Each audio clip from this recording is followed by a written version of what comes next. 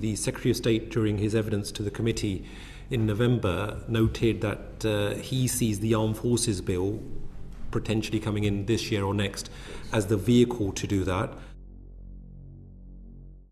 The Labour Party in its manifesto said that it wants to fully bring it into law in terms of the covenant, so they want to legislate for an expanded covenant duty. The Secretary of State, during his evidence to the committee in November, noted that he sees the Armed Forces Bill potentially coming in this year or next as the vehicle to do that.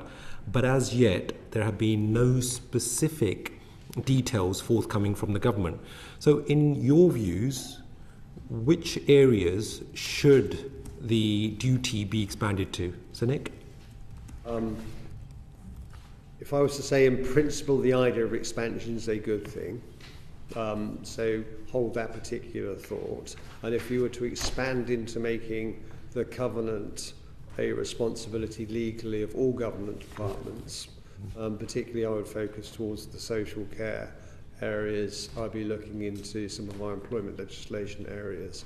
But so in principle, expanding it across all aspects of government is a good thing. The difficulties we've talked about in the first half is we are still half pregnant in measuring the current covenant to work out whether it's effective, and particularly in the area of due regard. So we use the expression of due regard over the last couple of years. It's tricky if you get down to the local level to work out what that means. So the idea of expansion, I think, is good. The danger of expansion, I think, is one of we lose focus. So if everything becomes a priority, nothing is a priority.